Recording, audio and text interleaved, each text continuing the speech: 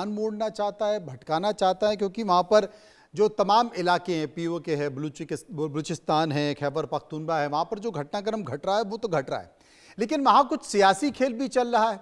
चर्चा इस बात को लेकर भी चल रही है कि भाई क्या क्या शरीफ और जरदारी की सत्ता को डुबाने के लिए मुनीर कुछ प्लान रच रहे हैं। बिल्कुल मनोज जी, आप ठीक कह रहे हैं कि पाकिस्तान की सियासी जो सिचुएशन है उसमें भी कई इंटरनल टर्न्स हो रहे हैं जिनका पूरा मीडिया में नहीं आ रहा। लेकिन आपने देखा होगा न्यूज़ मीडिया में कि इस्लामाबाद और आसपास के इलाकों में काफ़ी कड़ी सुरक्षा व्यवस्था की गई है पिछले कुछ दिनों में। तो नेचुरली कुछ ना कुछ अंदर चल रहा होगा, उसी वजह से ये सब किया हुआ है। तो ये तो एक इंटरनल पॉलिटिकल सिचुएशन की वो है, क्योंकि वहाँ पर जो जिस तरह की डेमोक्रेसी और आर्मी के बीच में जो कह सकते हैं जो जोड़ तोड़ चल रही है, उसमें भी कई बार दरार आ जाती है। क्योंकि अभी जो सरकार है वो डेमोक्रेटिक सरकार तो है नहीं, आर्मी की बैकिंग से सरकार चल रही है। और प्रधानमंत्री वहाँ के जो है उन्होंने खुद ने कहा है कि हम आर्मी के साथ कोलेबोरेट करके सरकार चला रहे हैं, उसमें क्या दिक्कत है। तो ये उनकी जो सरकार है उसके बीच में कहीं तनातनी चल रही है, एक तो चीज ये बड़ी क्लियर है। दूसरी चीज आपने देखा कि इजराइल ने ऑलरेडी बलूचिस्तान को इंडिपेंडेंट होने की जो है वो स्वीकार कर लिया है। और बलूचिस्तान के जो लोग हैं वो चाहते हैं कि और भी देश उनको इंडिपेंडेंस राष्ट्र के रूप में स्वीकार माने।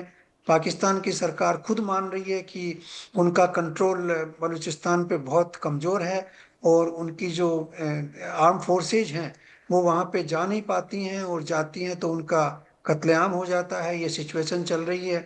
अफगानिस्तान बॉर्डर पर भी बड़ी समस्याएं हैं।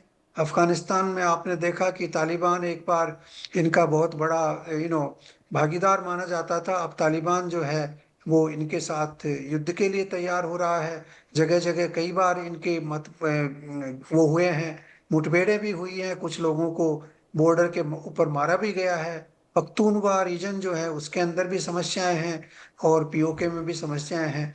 तो ये जो एक्सटर्नल इंटरनल फैक्टर है पाकिस्तान, उसका हमेशा से पाकिस्तान का यही रहा है कि वो इंटरनल लोगों का जो ध्यान है उसको दूसरी तरफ करने के लिए भारत एक स्केप गोट की तरह से यूज किया जाता है। कि भारत के ऊपर उनकी कहिए कि आप हमारी सीमा जो है उसके ऊपर टेंशन है, और फिर लोग जो हैं वो एक साथ इकट्ठे हो जाते हैं, और उस टेंशन के को क्रिएट करके लोगों का ध्यान इधर उधर कर दिया जाता है। लेकिन इस बार लगता नहीं कि ऐसा होगा, क्योंकि सिचुएशन पीओके में भी बड़ी गंभीर है। वहां पे भी करीब कहा जाता है कि करीब 60 लोगों को मार दिया गया है, और हो सकता है कम ज्यादा, मैं नंबर के ऊपर नहीं जाता, लेकिन सच्चाई ये है कि काफी लोगों को वहां मारा गया है। और वहां पर सारा इंटरनेट बंद है, विदेशी पत्रकारों का जाना बंद है। विदेशी पत्रकार अब सिर्फ 3 जगह पे, कराची, लाहौर और इस्लामाबाद में ही जा सकते हैं, बाकी किसी हिस्से में पाकिस्तान के में जा नहीं सकते। ये पाकिस्तान की खुद की एक विज्ञप्ति आई थी, कल ही आई, परसों आई थी, जिसके बारे में मैं आपको बता रहा हूँ। बलूचिस्तान के इलाके में समस्या है। चाइना के साथ जो सीईपीसी साइन किया था उसका भी कोई रिजल्ट सामने नजर नहीं आ रहा, क्योंकि चाइना भी अब काफी हद तक उसको विड्रॉ करने की कोशिश कर रहा है। उनके लोग वहाँ कई बार मारे जा चुके हैं। जो भी इंजीनियर्स और जो भी उनके लोग हैं उनकी सुरक्षा की कोई गारंटी नहीं होती है। तो इन सब चीज़ों को देखते हुए और पाकिस्तान की इंस्टेबिलिटी को देखते हुए मेरे को लगता है कि पाकिस्तान को एक रिलीफ मिला था अभी बीच में, जब उन्होंने अमेरिका और ईरान के बीच में थोड़ा सा मध्यस्थता का रोल अदा किया था। लेकिन वो रिलीफ अब खत्म हो गया है, क्योंकि पाकिस्तान के ऊपर अमेरिका का विश्वास भी उठ गया है, और अब ज्यादातर ओमान और कतार की तरफ उनका अटेंशन है। पाकिस्तान का अब कहीं भी उसमें मध्यस्थता का जी। रोल खत्म हो चुका है। जी। तो इस सब चीजों को देखते हुए मेरे को लगता है कि ये सारा का सारा खेल जो है वो इसीलिए किया जा रहा है कि उनका जो जनता है, आवाम जो है पाकिस्तान की, उसका ध्यान भारत की तरफ डाल दिया जाए, और इंटरनल जो सिचुएशंस हैं और जो उनकी आर्थिक स्थिति जो इतनी खराब है उससे दूर कर दिया जाए तो शायद सरकार चल पाएगी और आर्मी भी अपने आप को अपने स्थिति में कायम रख पाएगी, मेरा ऐसा मानना है। ये खास बात है। हैदर मेरे साथ मौजूद हैं। हैदर, वहाँ पर जो पीओके और बलूचिस्तान में तो जो घट रहा है वो तो दिखाई दे रहा है, लेकिन पीओके में जो चुनाव में धांधली हुई है, उन चुनाव में धांधली को लेकर बिलावल भुट्टो ने शहबाज शरीफ को जो उखाड़ फेंकने का अल्टीमेटम दिया है, इसके साथ साथ गृह मंत्री मोहसिन नकवी ने भी सिस्टम को दहाने का वादा कर दिया है कि भाई सिस्टम को ढहा दिया जाएगा। कहीं ऐसा तो नहीं कि अंदर की जो जो सियासत है उसकी ज़मीन दरकने लगी है, धंसने लगी है? इससे कैसे कुछ प्लान बनाया जाए, जनता का ध्यान डाइवर्ट किया जाए, डूबती हुई नैया को कैसे बचाया जाए, ऐसा तो कुछ नहीं घट रहा है। अच्छा मनोज जी, मैं आपके सवाल के जवाब से पहले अभी यूके देवनाथ साहब ने कुछ बातें की, मैं उनको रिस्पॉन्ड करना दिल में चाहता हूँ। उन्होंने लिखिए, बताया दिल में लिए कि बैठे। इंडियन नेवी बड़ी मजबूत है, इंडियन नेवी ने इतनी डिप्लॉयमेंट फलानी जगह पे की है, इतनी डिप्लॉयमेंट यहाँ पर की है। देखिए, इसमें तो कोई शक नहीं है कि भारतीय नेवी बहुत बड़ी है। मजबूती का आलम यह है और ताकतवर होने का आलम यह है कि नवंबर 2016, मार्च 2019, अक्टूबर 2021 और मार्च 2022 4 दफा आपकी सबमरीन्स पकड़कर हमने घर भिजवाई के, घर बैठा के रखो इनको वरना तबाह कर देंगे। फिर शर्मनाक हादसा पूरी दुनिया में अगर किसी नेवी के साथ हुए हैं, सबसे ज्यादा भारतीय नेवी। आप आईएनएस सिंधु रक्षक की बात कर ले, मतलब आपकी डॉकयार्ड पर खड़ी खड़ी सबमरीन्स आपस में टकरा जाती हैं, कोई शिप जो है वो वहां पे आग पकड़ जाता है।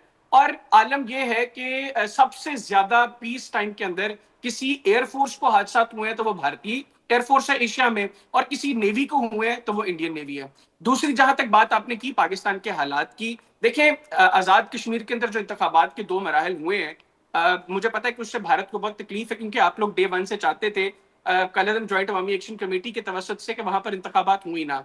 मैं डे 1 से आपके चैनल पर बैठकर भी बात करूं कि इलेक्शंस होंगे, इलेक्शन का प्रोसेस मुकम्मल होगा, और अभी 2 फेजेस हो गए हैं, तीसरा फेज भी इसी तरह मुकम्मल हो जाएगा, तो वहां पर इस हवाले से तो कोई मसला नहीं हुआ। नहीं, जहां तक बात है लेकिन वहां पर जो चुनाव में धांधली और collapse करने बर्बरता की और हुआ, बिलावल उसका भुट्टो साहब आरोप की। कोई भारत में बैठे किसी पॉलिटिशियन ने तो लगाया नहीं है। बिलावल भुट्टो खुद लगा रहे हैं, मोहसिन खुद लगा रहे उसी हैं। का जिक्र कर रहा हूं, मैं उसी के ऊपर आ रहा हूं। देखिए, जहां तक बात बिलावल भुट्टो की है, बिलावल भुट्टो जो है वो एक्सपेक्ट कर रहे थे कि पीपल्स पार्टी को आजाद कश्मीर में गिलगित बल्तिस्तान की तरह मेजोरिटी मिलेगी, और इसमें कोई शक नहीं है कि पीपल्स पार्टी माजी में भी आजाद कश्मीर के अंदर गवर्नमेंट में रह चुकी है। इनफैक्ट अभी इस वक्त जो गवर्नमेंट आजाद कश्मीर के अंदर है वो पाकिस्तान पीपल्स पार्टी की है। और बिलावल भुट्टो शायद इस चीज को भूल रहे हैं कि उनकी गवर्नमेंट के होते हुए वहां पर ये कलअदम जॉइंट अवामी एक्शन कमेटी के साथ अभी मामला खराब हुआ, और इससे पहले भी जब मामला खराब हुए थे गुज़िश्ता साल, तब भी उन पीपल्स पार्टी की गवर्नमेंट थी, जिसकी वजह से वहां पर अवाम पीपल्स पार्टी को सपोर्ट नहीं कर रही। और ये एक नेचुरल चीज है, कोई भी पॉलिटिकल पार्टी का लीडर जिसको इंतखाबात में शिकस्त होगी वो इसी तरह की बात करेगा।